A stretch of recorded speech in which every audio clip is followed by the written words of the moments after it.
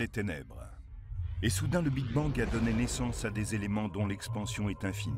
Le temps, l'espace et la matière.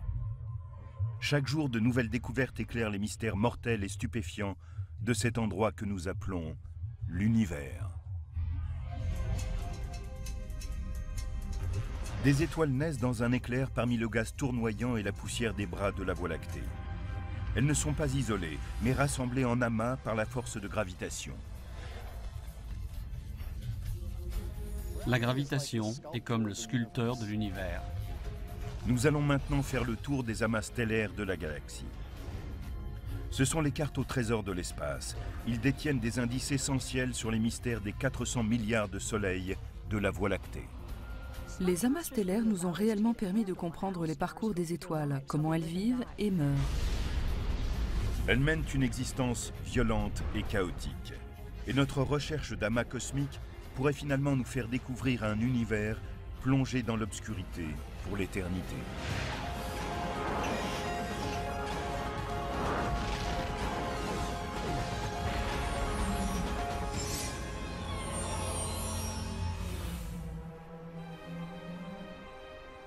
Sur Terre, par une nuit obscure, on peut voir près d'1 millier d'étoiles à l'œil nu. Si ce spectacle scintillant peut nous impressionner, il est des endroits de la galaxie dont la vision nous couperait le souffle.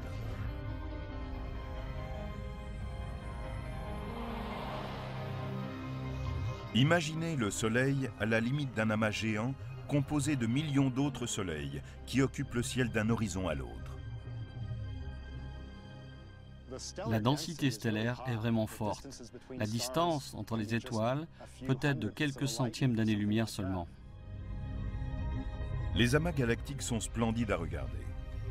Mais ils détiennent également les clés de la création des étoiles et savent comment elles se détruisent dans des explosions de supernovas qui produisent les éléments premiers de la vie.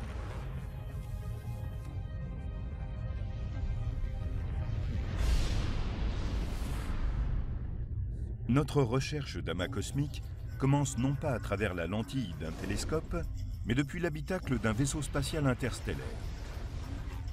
Nous avons pour mission de traverser la galaxie et de découvrir pourquoi ces amas sont aussi précieux, pourquoi ils constituent des indices qui peuvent nous permettre de résoudre les mystères des étoiles. Notre première étape, les Pléiades, est le plus célèbre de tous les amas d'étoiles. Il est situé à 440 années-lumière de la Terre. Connu depuis l'Antiquité, il comprend 1 millier d'étoiles. On peut en voir quelques-unes depuis la Terre. Les Pléiades sont appelées les 7 sœurs. C'est un groupe d'étoiles brillantes que l'on aperçoit l'hiver dans le ciel. Mais en vérité, seules 6 étoiles sont facilement décelables. Tout le monde peut en voir 6, et ceux qui ont une vue vraiment excellente peuvent aller jusqu'à 9 ou 10. Mais j'ai rarement rencontré quelqu'un qui ait vu avec précision cette étoile. Dans l'Antiquité, une des étoiles était peut-être considérablement plus brillante qu'aujourd'hui, mais depuis, elle a faibli, et on ne peut plus voir que 6 étoiles. En fait, il y a des centaines d'étoiles dans les Pléiades, peut-être plus d'1 millier. Nous tournons autour des Pléiades à la recherche d'indices qui pourraient nous révéler les secrets de l'univers. Car les amas détiennent des clés pour comprendre comment sont nées les étoiles, comment elles vivent et meurent, les secrets de leur création. Comme dans tous les amas, nous voyons que les étoiles des Pléiades sont tellement proches les unes des autres qu'elles sont pratiquement toutes à la même distance de la Terre. Bien sûr, les étoiles d'un amas ne sont pas exactement à la même distance de nous, mais elles sont tellement éloignées que les différences de distance sont vraiment très légères et sans conséquence. C'est comme si on regardait un stade plein de spectateurs depuis un petit dirigeable situé en hauteur. Depuis cet engin, les spectateurs sont tous à peu près à la même distance. La majeure partie de ce que nous savons des étoiles, leur taille, leur poids, leur âge, vient de ce que leur luminosité nous inspire. Mais on ne peut pas juger de la véritable luminosité d'une étoile sans savoir à quelle distance elle se trouve. C'est là où l'amas entre en jeu. Le fait que toutes les étoiles d'un amas soient à la même distance de la Terre est important. Cela nous procure un échantillon d'étoiles qui nous permet d'en voir la luminosité réelle. Si nous n'avions pas la certitude qu'elles sont toutes au même endroit, nous ne saurions pas si nous regardons une étoile très brillante mais éloignée ou une étoile plus faible mais plus proche de nous. C'est impossible à dire, mais dans un amas, on peut le déterminer. Ce sont les mêmes règles qui s'appliquent aux étoiles dans le ciel et aux voitures sur la route. Nous avons ici 2 voitures de même marque et de même modèle. Ainsi, nous savons que les phares de chaque voiture diffusent exactement la même lumière. De là où je suis ici, les phares d'une voiture ressemblent à ceux de l'autre. C'est évident. Mais maintenant, ces voitures vont imiter les étoiles dans l'univers. Elles sont semblables, mais à des distances différentes. Ok, Amy, recule.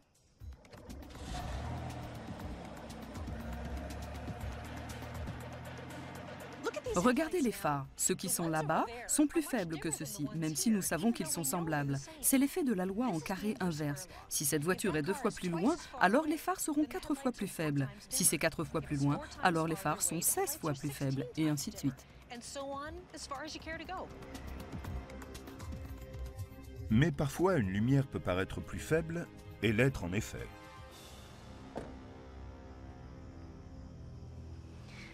Cette torche et ses phares sont tout comme les étoiles d'un amas. La torche juste à côté du phare semble plus faible, et c'est parce qu'elle est plus faible et non plus éloignée. Dans un amas, une étoile pâle à côté d'une étoile brillante semble plus pâle parce qu'elle l'est en elle-même, et non parce qu'elle est plus éloignée. De près, nous voyons que les Pléiades sont un mélange d'étoiles brillantes et d'étoiles plus faibles. Et cette grande variété d'étoiles dans un amas, toutes à la même place, permet aussi de résoudre l'énigme de l'évolution stellaire.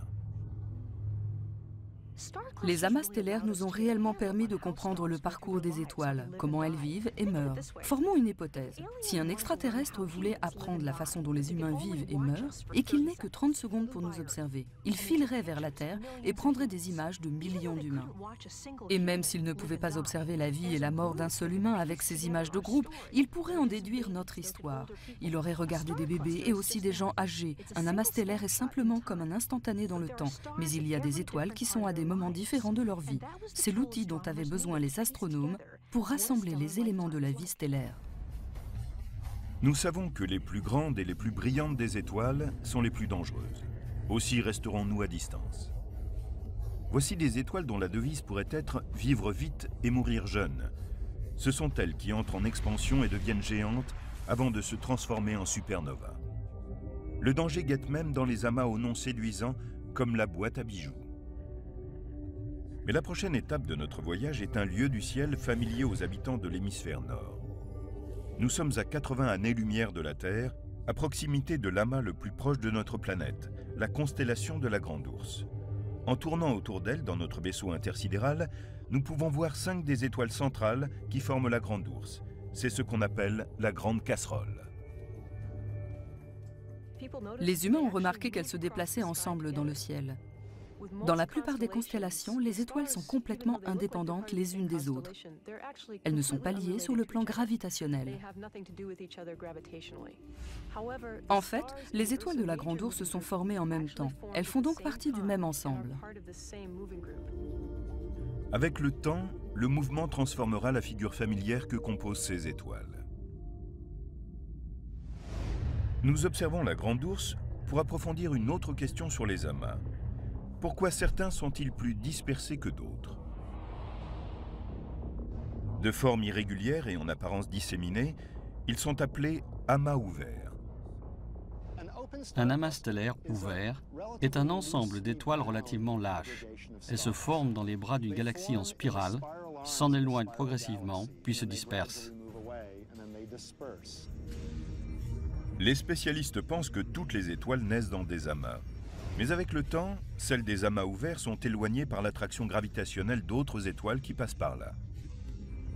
Cela signifie que la plupart des amas sont jeunes, car en vieillissant, les étoiles quittent les amas. Un amas d'étoiles est un peu comme ce tas de confettis dans ma main. La gravitation peu à peu éloigne les étoiles et disperse l'amas. Si je souffle sur ces confettis, je vais disperser ce petit tas. Allons-y. Maintenant, si ceci était un amas stellaire et non un tas de confettis, c'est la gravitation qui éloignerait peu à peu les étoiles disperserait l'amas avec le temps, jusqu'à ce qu'il n'en reste quasiment plus rien. Ces jeunes amas sont très importants pour nous. En trouvant de nombreuses étoiles en un seul lieu, nous pouvons faire une sorte de sondage et comprendre le caractère commun ou rare des différentes sortes d'étoiles dans la galaxie. Dans la plupart des amas, on voit vite qu'il n'y a que quelques très grandes étoiles brillantes, un nombre plus important d'étoiles ordinaires, comme notre Soleil, et d'innombrables petites étoiles faibles, à peine visibles dans cette cohue. Mais à quel point sont-elles ramassées? Les étoiles des amas sont éloignées de plusieurs milliards d'années-lumière. Mais quand on intègre ces données dans l'ordinateur de notre vaisseau intersidéral, on découvre qu'elles sont plus proches que ce que nous connaissons. La densité des étoiles voisines du Soleil est d'un peu plus d'une étoile pour 50 années-lumière cubes. Dans un amas ouvert typique, il y aurait 500 étoiles dans le même espace. Nous ne sommes allés qu'une fois dans un amas ouvert. En revanche, nous avons parcouru tellement de fois la galaxie que nos étoiles sœurs peuvent être de l'autre côté de la Voie lactée. À quoi ressemblait l'existence du Soleil quand il faisait partie d'un amas? Pour le découvrir, nous décidons de nous rendre là où des étoiles se forment dans un amas en ce moment même. Nous nous dirigeons vers la nébuleuse d'Orion, à 1500 années-lumière de la Terre. Elle ressemble à une étoile un peu floue dans l'épée de la constellation d'Orion. Mais de près, c'est un éblouissant spectacle de lumière. La nébuleuse d'Orion est une des grandes nurseries stellaires que nous connaissons. En ce moment même, elle forme des étoiles. Si on traversait la nébuleuse d'Orion, on verrait un véritable bouquet d'étoiles, mais vers le milieu se trouvent 4 étoiles particulièrement brillantes. Elles forment une configuration appelée le trapèze. Et si on passait en vol près de ces étoiles, on verrait ces 4 étoiles brillantes toutes récentes et une foule de petites étoiles autour. Ce serait un voyage extraordinaire. Nous nous dirigeons vers les 4 étoiles du trapèze, les plus brillantes d'un amas qui est un centre très actif de formation d'étoiles. Des milliers d'autres étoiles se sont formées ou sont en formation. Mais les spécialistes pensent que l'amas impose une sorte de contrôle de naissance sur le cycle entier. 10% seulement de la masse d'un nuage formateur d'étoiles se transforme en effet en étoile. Pourquoi donc, dans ce nuage, si peu de matière devient-elle une étoile? Nous sommes aujourd'hui amenés à penser qu'il s'exerce peut-être un processus de réaction. Une fois formées, les étoiles agissent sur le nuage comme un thermostat et limitent le nombre d'étoiles qui vont se former. Dans l'amas du trapèze, on trouve 4 étoiles massives qui produisent une immense quantité de rayons ultraviolets, ainsi que des vents qui se répandent dans la zone alentour et affectent le gaz qui va former les étoiles. Même si on a 1 millier d'étoiles en formation dans le trapèze, le taux d'étoiles naissant dans cette zone va être affecté par les rayons ultraviolets et le vent des étoiles massives.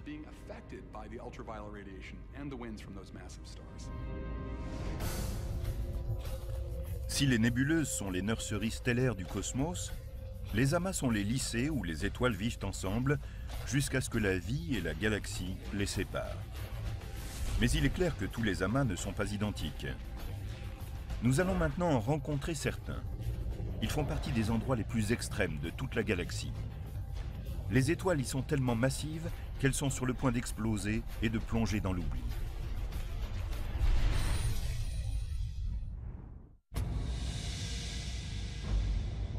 Quand il s'agit des amas stellaires, une des premières questions que posent les néophytes est « lequel est le plus grand ?» Quel est celui qui se détache des autres? C'est comme lorsqu'on regarde une grande ville. On veut savoir quels sont ses plus hauts gratte-ciel, ses monuments les plus caractéristiques. Pour découvrir le plus extraordinaire des amas stellaires, il nous faut parcourir 10 000 années-lumière. Westerlund 1 est un super amas dont la masse est 100 000 fois celle de notre Soleil.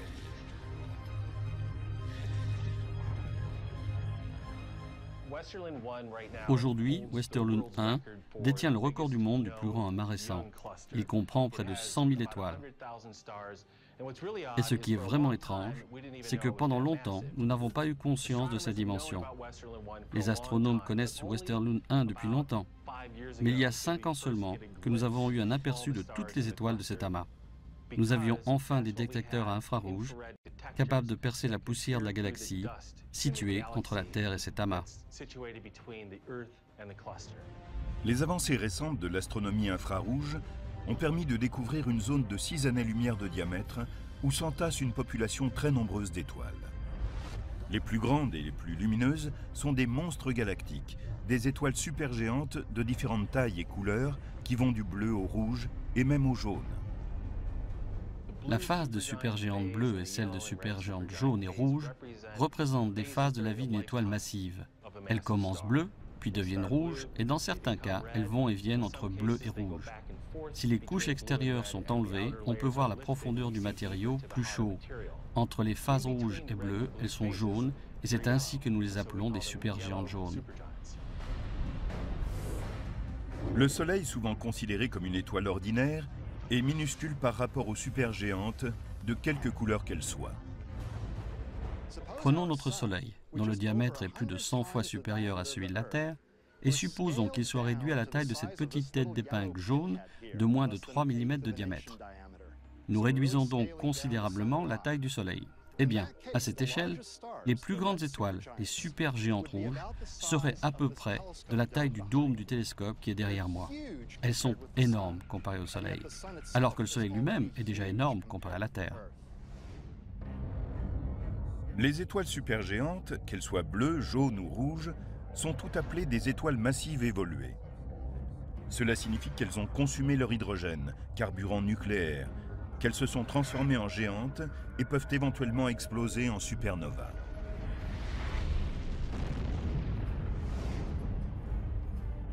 Les supernovas sont tellement lumineuses qu'on peut les voir de très loin.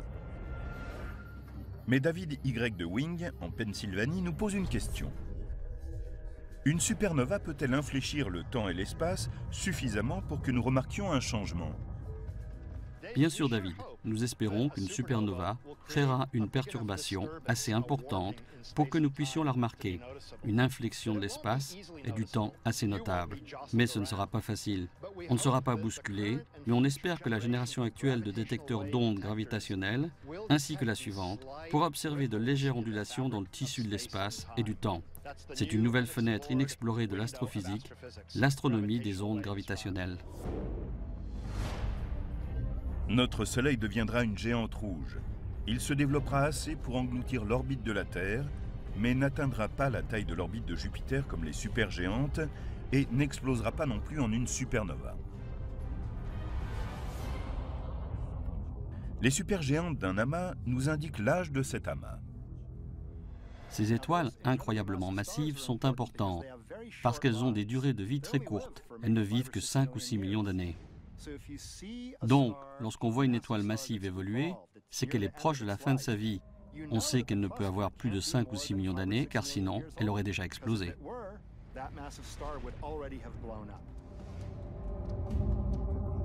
Aujourd'hui, les astronomes n'ont découvert que quelques-uns de ces amas très massifs. Et comme Westerlund 1, ils étaient tous quasiment inconnus jusqu'à très récemment. Regardez à quel point nous sommes ignorants. Rendez-vous compte qu'il y a seulement 10 ans, nous ne savions rien de ces amas massifs. Tous les jeunes amas que nous avons découverts depuis plus de 10 ans comprennent moins de 10 000 étoiles. Et nous connaissons des milliers de ces petits amas, alors que nous ne connaissons qu'une douzaine d'amas massifs. Notre galaxie est tellement pleine de poussière que la plupart des amas stellaires découverts jusqu'ici se situent dans une zone autour de nous dans la Voie lactée. Nous pouvons difficilement voir le centre de la galaxie. Mais avec les avancées de la technologie, nous pourrons voir de plus en plus loin, jusqu'aux bras spiralés les plus éloignés. Westerlund 1 ne sera pas longtemps le jeune amas le plus massif, car nous découvrons sans arrêt de nouveaux amas. Quelques superamas sont proches du cœur galactique, là où les forces gravitationnelles du trou noir géant de la Voie lactée peuvent les réduire en pièces en quelques millions d'années. Pour l'instant, on étudie avec intensité leurs étoiles massives lumineuses. Notre prochaine étape est l'amas du quintuplète, un amas massif de 4 millions d'années, appelée ainsi à cause des 5 supergéantes rouges qui dominent en son centre. C'est aussi le domicile de l'étoile du Pistolet, l'une des plus brillantes de toute la galaxie.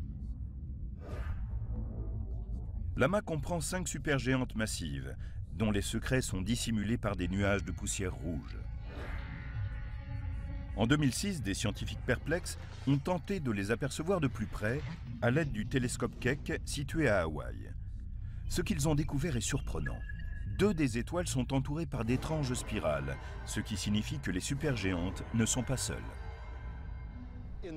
Dans l'amas stellaire du quintuplet, on trouve plusieurs étoiles massives qui font partie de systèmes binaires. Elles sont en train d'éliminer doucement leur enveloppe extérieure. Celle-ci entre en collision et crée une forme de spirale. Il est très inhabituel de trouver plusieurs de ces objets au même endroit. Ces étoiles sont très rares. Si vous regardez ailleurs dans notre galaxie, vous en trouverez une de temps en temps, ici ou là, mais peu d'entre elles sont concentrées en un seul endroit. Ce n'est qu'une question de temps avant que celle-ci et certaines des centaines d'autres étoiles supermassives éclairent l'amas lorsqu'elles exploseront en supernova. Elles feront alors exploser certaines de leurs planètes et anéantiront les civilisations de mondes voisins par leur rayonnement mortel. Des dangers similaires guettent à l'intérieur d'un autre amas proche du centre galactique. Celui-ci est l'amas des Arches, situé à 25 000 années-lumière de la Terre et à 100 années-lumière seulement du centre de la Voie lactée.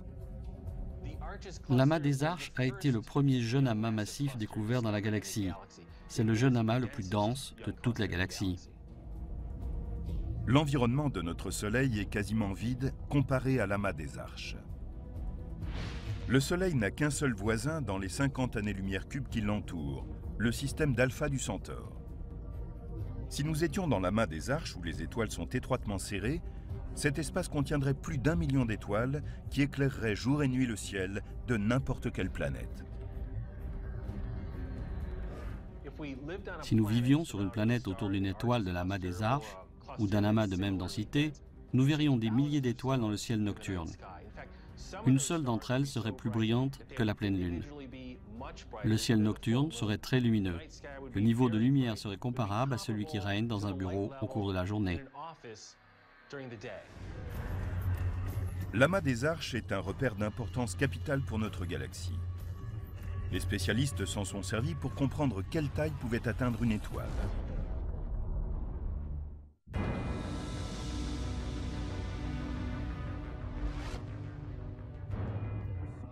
Notre recherche d'amas cosmique nous a conduit à celui des Arches, un des plus importants de notre galaxie. C'est ici que les spécialistes ont découvert à quel point une étoile pouvait être massive. La question semble simple, mais jusqu'à il y a quelques années, nous ne savions pas quelle masse pouvait atteindre une étoile. Les Arches possédaient tout ce qu'il fallait aux savants pour résoudre la question. Premièrement, il était certain que dans un amas aussi grand, il y avait sûrement de nombreuses étoiles massives à étudier. Deuxièmement, vieux de 2,5 millions d'années, l'amas était assez récent pour que ces étoiles massives n'aient pas encore explosé. La plus grande étoile d'un amas serait donc probablement un bon guide pour nous dire pourquoi il y a des étoiles massives dans l'univers. Ce que nous avons vu dans les Arches est une collection de nombreuses étoiles de faible masse, de centaines d'étoiles de taille moyenne et d'une douzaine d'énormes étoiles, dont la masse est 130 fois celle du Soleil.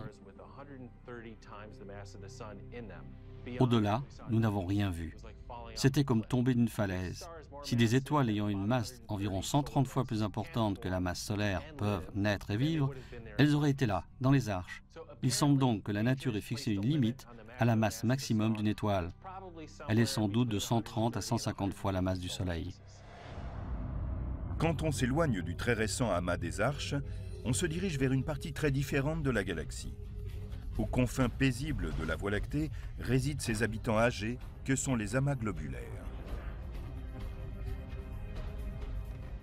Un amas globulaire, j'adore entendre ce mot. Une goutte, voilà exactement ce que c'est. Il y a souvent jusqu'à 1 million d'étoiles dans un grand amas compact. Ces éléments sont mystérieux parce qu'ils semblent très anciens. Il y a là certaines des plus vieilles étoiles de la galaxie. En fait, certaines sont tellement anciennes qu'elles sont quasiment aussi vieilles que l'univers lui-même. Les amas globulaires offrent une vision stupéfiante, mais c'est leur âge qui les rend aussi passionnants.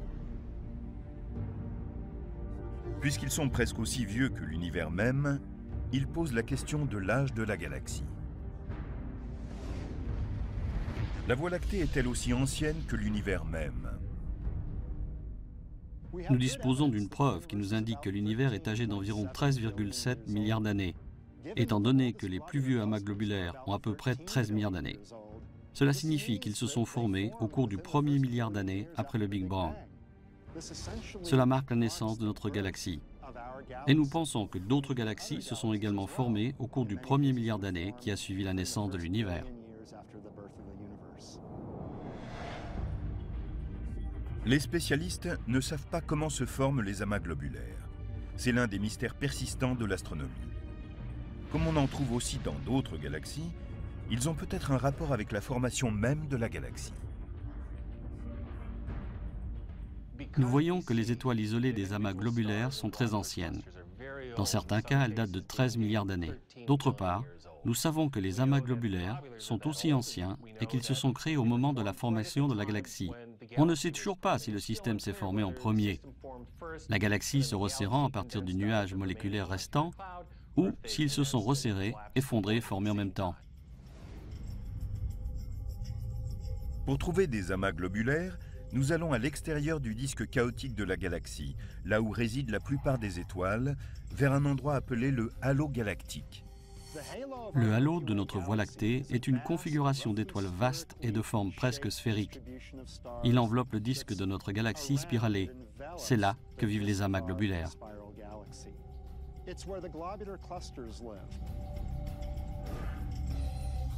De nos jours, il y a près de 160 amas globulaires connus, mais on pense qu'il y en avait autrefois beaucoup plus.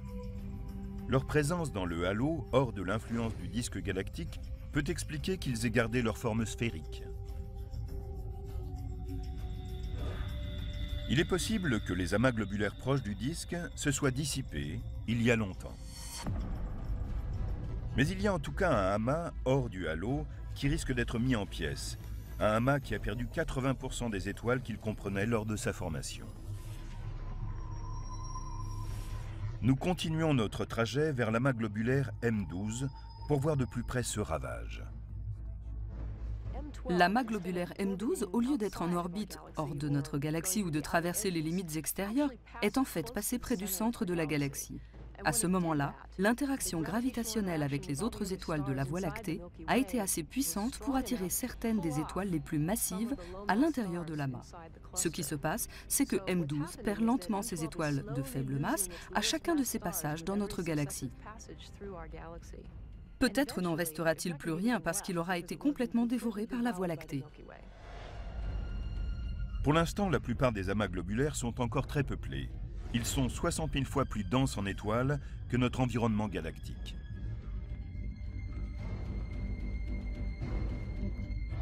Comme ces amas sont anciens, les étoiles massives qu'ils comprenaient auparavant sont épuisées depuis longtemps. Le ciel d'un amas globulaire serait encombré, mais sa lumière resterait subtile. Si nous étions sur une planète tournant autour d'une étoile à l'intérieur d'un amas globulaire, nous verrions des milliers d'étoiles. Mais la nuit, la luminosité serait comparable à celle qu'on a dans une pièce où quelques bougies sont allumées.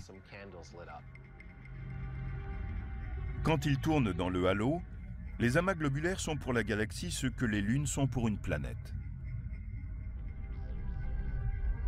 Les amas globulaires que nous avons vus à la périphérie d'autres galaxies démontrent qu'il s'agit d'un élément commun à de nombreuses galaxies. Maintenant, notre voyage à travers l'espace nous mène loin de notre galaxie, à 60 millions d'années-lumière de là, vers une énorme galaxie elliptique, M87.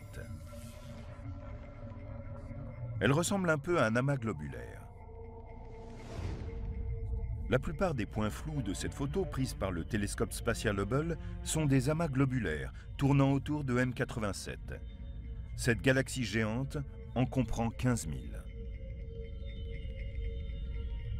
Mais M87 est à la pointe du phénomène des amas.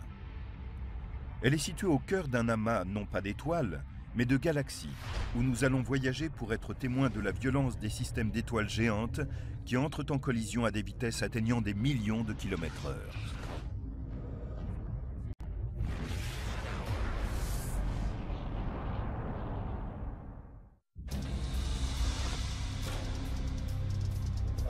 Nous jetons quelques regards rapides pour voir la façon dont l'attraction gravitationnelle maintient ensemble les étoiles. La gravitation est comme le sculpteur de l'univers. Elle agit sur de vastes zones, si bien qu'elle peut rassembler les galaxies, tout comme les amas stellaires, mais à une échelle beaucoup plus grande. Il s'agit ici de millions d'années-lumière. C'est fantastique. C'est un processus qui débute là où notre vaisseau spatial se prépare à voler en dehors de la galaxie. La Voie lactée est une galaxie vaste mais plutôt spiralée. Et nous sommes situés dans un petit groupe de galaxies, dans un environnement dont le matériau est tout à fait commun dans l'univers. Seuls 5% environ des galaxies sont situées dans des amas importants. Plus de la moitié d'entre elles se trouvent dans de petits groupes de galaxies. L'amas qui accueille notre galaxie est appelé le groupe local. Un parcours de 3 millions d'années-lumière nous permet de dépasser deux de ses membres importants, la Voie lactée et M31, la galaxie d'Andromède. La galaxie du Triangle est la seconde en ordre de grandeur. Quelques dizaines de galaxies naines circulent entre elles. À l'intérieur d'un amas, les galaxies tendent à fusionner avec le temps, si bien que dans les 4, 5 ou 6 milliards d'années à venir, notre Voie lactée fusionnera avec la galaxie d'Andromède. À l'heure actuelle, si nous regardons l'univers à partir de l'orbite terrestre, notre champ de vision ressemble à cela. Le dessin de notre propre galaxie domine, s'étirant à travers le centre. Mais quand nous fusionnerons avec Andromède, le ciel aura beaucoup changé. C'est un événement très spectaculaire qui semble se produire dans une galaxie elliptique, très différente des deux spirales qui la composent. Andromède va passer plusieurs fois, comme si elle effectuait une danse gravitationnelle avec la Voie lactée. La fusion va détruire leur élégante forme de disque. À la fin, elles vont composer une goutte géante et ronde, la forme typique des galaxies elliptiques dans l'univers.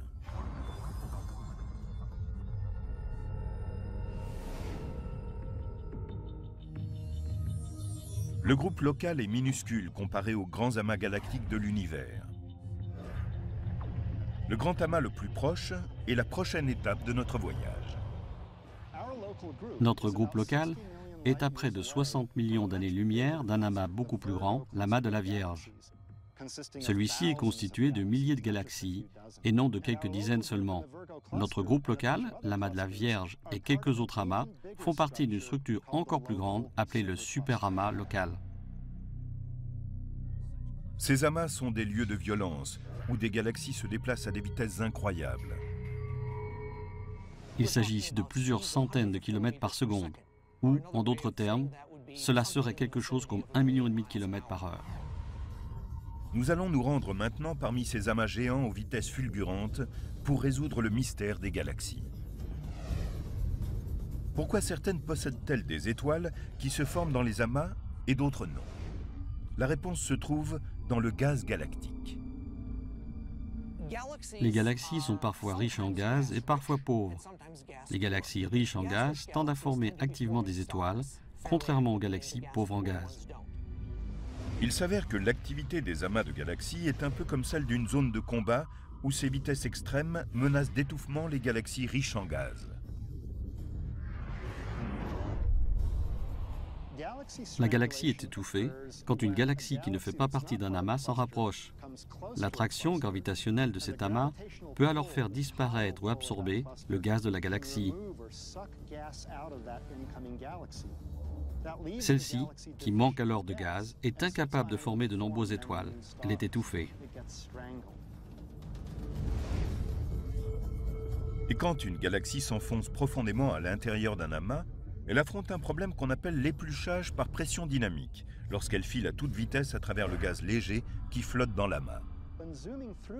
En filant à travers ce gaz, la pression peut éplucher le gaz de la galaxie, ce qui la conduit à être dépourvue de gaz et donc à être incapable de former de nombreux amas stellaires.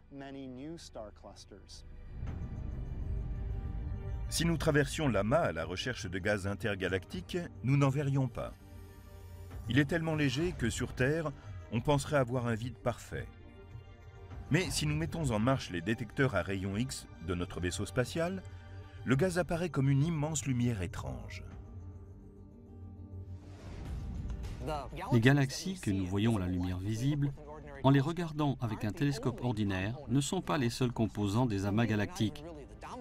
En effet, ce ne sont même pas les composants principaux.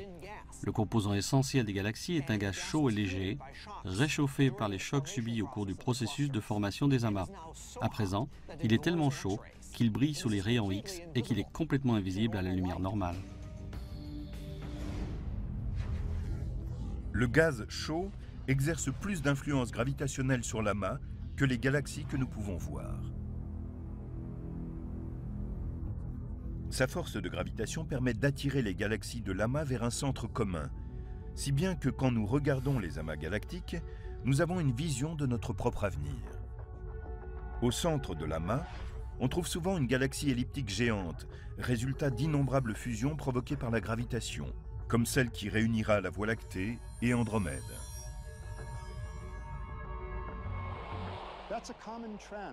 C'est une tendance commune aux amas de galaxies. Elles fusionnent ensemble, forment plusieurs, puis finalement une seule supergalaxie. L'univers est-il voué à être peuplé de supergalaxies isolées? La gravitation va-t-elle continuer à exercer éternellement son attraction? Pour trouver des réponses, nous utilisons des superordinateurs qui, tels des machines à voyager dans le temps, nous transportent dans le futur. Et le scénario qu'ils envisagent risque d'être beaucoup plus noir que ce que l'on craint.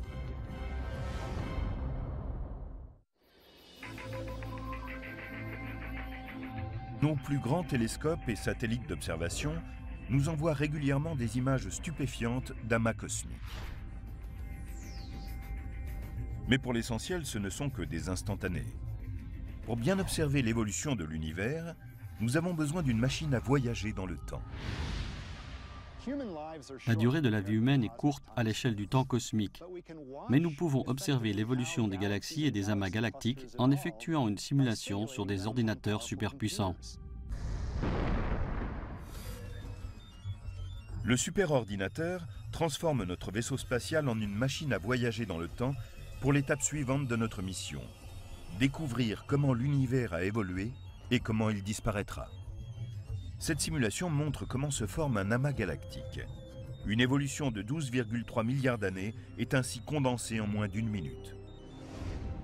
Ce type de visualisation par ordinateur est important pour nous permettre de comprendre les œuvres de l'univers et où nous mènera l'avenir. Les simulations où nous pouvons voir l'amas galactique évoluer sur des milliards d'années me coupent le souffle. Il est extraordinaire d'observer le temps cosmologique à travers ces simulations élégantes et magnifiques. Voici comment fonctionnent les superordinateurs. Au départ, il y a ce que les spécialistes appellent le problème à n corps, n étant le nombre de corps. Les corps sont ici les planètes, les étoiles ou les galaxies. Et le problème est d'effectuer un simple calcul pour voir comment les étoiles ou les planètes se déplacent dans l'espace selon les lois de la gravité de Newton. Les simulations de ce type sont des outils remarquablement puissants qui nous permettent d'étudier comment les systèmes complexes, tels que les amas galactiques et les galaxies, évoluent avec le temps. Peter Toobin, spécialiste de la simulation à l'Université du Maryland, entre les formules de la gravitation dans un superordinateur appelé DeepFuK. Il est facile, par exemple, de visualiser l'orbite d'une planète autour d'une étoile. C'est ce qu'on appelle un problème à deux corps. N'importe quel lycéen, bon en maths, est capable de le résoudre. Mais supposons que l'on doive concevoir les mouvements de l'essaim d'étoiles d'un amas stellaire. Gérer un problème à n corps, c'est un peu comme du jonglage. Si on a un problème à deux corps, ici on a une balle, je peux me débrouiller assez facilement avec une balle. Mais je ne suis pas jongleur. Je ne sais pas si je peux avec deux balles. Il est clair que je ne peux pas jongler. Cela demande beaucoup d'efforts et une interprétation du cerveau pour jongler correctement avec deux balles. Maintenant, imaginons que nous ayons 3 ou 4 balles. Moi, je n'y arrive pas. Mais certains en sont capables. Il y a cependant une limite. Personne ne peut jongler avec 20 balles. Étonnamment, les calculs à effectuer pour résoudre ce problème sont assez simples. Et si l'on a besoin d'un superordinateur, c'est qu'il y a énormément de calculs à faire. C'est un travail très laborieux. Allez les gars, numéro 1. C'est ce que démontrent les étudiants de Tübingen lorsqu'ils tentent de faire ces calculs pour 12 étoiles sans ordinateur. 1 est à 6, 4. Numéro 2. 2 est à 3, 4. Numéro 3. 3 est à 2, 4. Pour des calculs comme cela, la position de départ de chaque étoile va être coordonnée aux autres dans un graphique. Numéro 8 est à 4, 4. Chaque étoile possède aussi sa propre vitesse et le reste appartient aux étudiants. En se servant des lois de Newton, ils doivent imaginer la façon dont la force de gravitation d'une étoile agit sur les autres et déterminer la position de chacune d'entre elles à un point du futur. Numéro 1. Ces étudiants devraient travailler en permanence durant 300 ans pour découvrir le résultat que le superordinateur obtient en une seconde.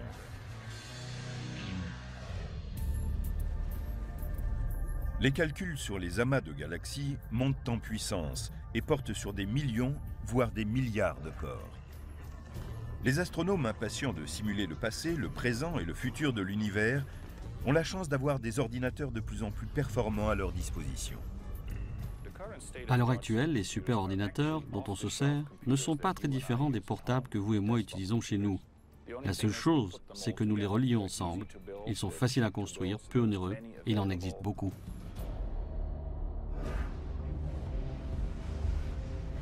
Aujourd'hui, on compte parmi les simulations les plus complexes le projet européen Millennium Run.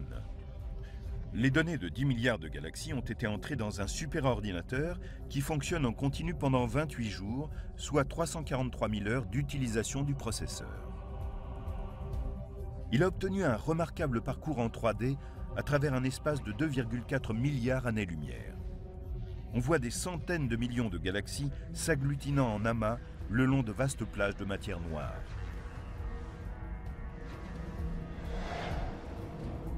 À l'aide des superordinateurs, les scientifiques peuvent non seulement étudier le passé, mais prédire l'avenir de l'univers. Je trouve génial que nous puissions prendre les données que nous avons sur les conditions présentes et utiliser ces simulations effectuées par ordinateur pour prévoir l'avenir. Nous pouvons nous en servir pour extrapoler ce qui nous arrivera à la fin.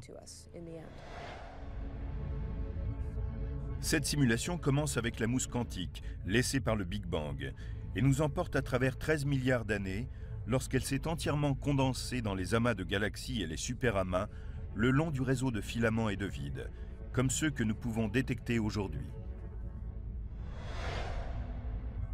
Le phénomène cosmique de formation d'amas est ici mené à l'extrême par la force de gravitation. Mais celle-ci est contrebalancée par la mystérieuse énergie sombre qui entraîne au loin les amas galactiques de l'univers. Il y a 10 ans, des astronomes ont découvert que l'univers non seulement était en expansion, mais que cette expansion s'accélérait avec le temps. La gravitation va réunir les amas de galaxies uniquement au niveau local. Notre groupe local va se rassembler en une super-galaxie, mais toutes les autres galaxies de l'univers vont s'éloigner de nous à toute vitesse. Dans 100 milliards d'années, ce coin d'espace sera plongé dans l'obscurité.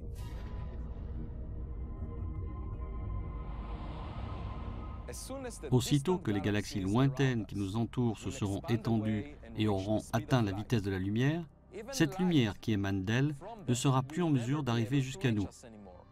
Ces galaxies s'étendront dans de vastes régions de l'espace et disparaîtront de notre vue. Notre galaxie sera une île plongée dans l'obscurité.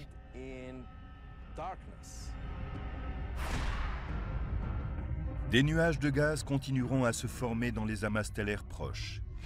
Mais les astronomes du futur ne verront rien dans le ciel au-delà des limites de notre propre galaxie. Si le travail de nos chercheurs n'est pas conservé, rien ne permettra aux cosmologistes du futur de savoir qu'il y a eu un jour un Big Bang et une expansion cosmique. Rien ne pourra leur révéler ce qu'il y a au-delà de l'univers.